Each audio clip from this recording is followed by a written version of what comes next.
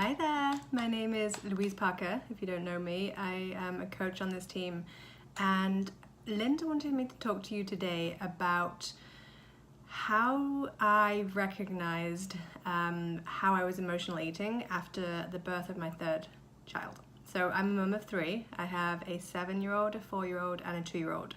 And after the birth of my third child, I was absolutely exhausted. I already had, at the time, a 5-year-old and a 2-year-old, and then I had this newborn who was never sleeping, and it's not like I could sleep when he slept because I had 2 other kids, right? So I was absolutely exhausted. And what I realized is that I was totally feeding that exhaustion with sugar, with chocolate, with caffeine, with anything that gave me that quick fix of energy. But what it actually did, yes, it gave me that quick 5-minute fix of energy, but in the long run, it actually made me more exhausted because I had a massive sugar crash afterwards. So I was constantly chasing this energy level that I just couldn't get with sugar. And in the end, I realized that, it didn't really matter how much sugar I ate, how much coffee I drank, I wasn't feeling any better. And in fact, I was actually feeling worse. So in the end, I realized that I needed to make some serious changes. And by the way, I was already coaching at this point. I was already 6 months into my journey. So I knew what I should be doing, but when you are exhausted, when you are completely running on empty, sometimes it's really difficult to actually put into place what you know you should be doing, right?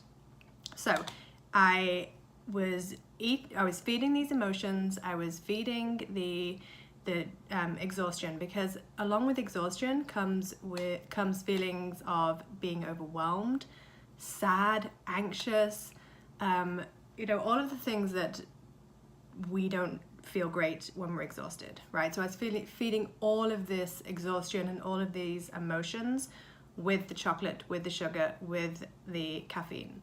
So I recognized it in the end because after 3 weeks or something of eating like this, drinking coffee, I still wasn't feeling any better. I was in fact feeling worse. So I realized that I needed to do something different, and I kind of brainstormed how I feel best. Okay, if in an ideal world, yes, I would have more sleep, but that wasn't possible. So I figured out that water was huge for me. If I drank enough water, and I was breastfeeding, so I had to drink even more water, it actually made my brain feel less foggy and made me feel less exhausted. So I made sure that I drank enough water every day. I made sure that I ate slow release carbs, like whole wheat, sweet potato, things like that. I made sure I ate enough protein because protein was huge for me in giving me that slow release energy. I made sure that I did cardio because cardio for me it's a stress release, which I desperately needed at the time, but it also creates energy in me. So even though I was completely exhausted, physically, mentally, and didn't think that I would or could be able to do cardio, when I actually forced myself to do it, and by the way, I did a 22-minute program because that is all I could really fit into my life, but this 22-minute program was incredible for me.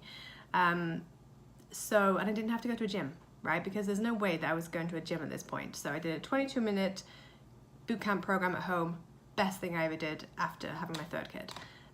So yeah, I created more energy for myself by forcing myself into doing cardio every day. What else did I do? I asked for help. Even though it was difficult for me to ask for help, I asked for help and I said, look, I need this help in napping. I need to be able to nap at least once a day, or I need to be able to go to bed early, or I need to be able to sleep in. So I asked my husband for help. And one thing that really showed me that I had truly changed was when I was on days that I was completely exhausted and I craved that sugar again, I craved the caffeine, I was able to talk to myself in the moment and say no. Not because I wanted to lose weight, not because I wanted, I had any like vanity goals, because at that point, like, it wasn't even on my radar. And by the way, if you want to lose weight like that, that's not vanity. I shouldn't have said that, because I think it's very valid. But the reason that I wanted to say no to myself was because I knew that it wasn't going to make me feel any better. It wasn't going to give me any good energy. It was going to make me feel worse. So once I was able to tell myself that in the moment, have the conversation with myself and not reach for the chocolate, I knew that I was in a completely different place. And I always say to my kids, like, we do not eat chocolate because we're hungry. We eat chocolate because we enjoy chocolate. We feel like a piece of chocolate. We love the taste of chocolate, whatever. Like, there's nothing wrong with sugar. There's nothing wrong with chocolate. There's nothing wrong with coffee, obviously.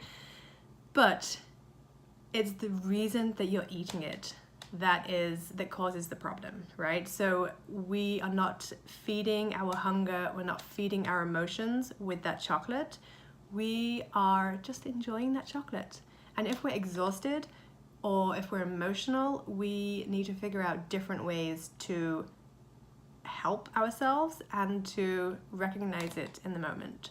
So it's through 2.5 years on since I've had my third, and I honestly have changed so much in that time in terms of nutrition, in terms of emotional eating, in terms of stress eating. And this group has actually been amazing for me as well, because I feel like it's coming at exactly the right time. I'm able to ask the questions that I want answered, and it's just really helping me to keep that focus throughout the holiday season and just feel amazing about myself, because isn't that what it's all about? Just feeling that good energy and the positive vibes that come with feeling empowered and strong.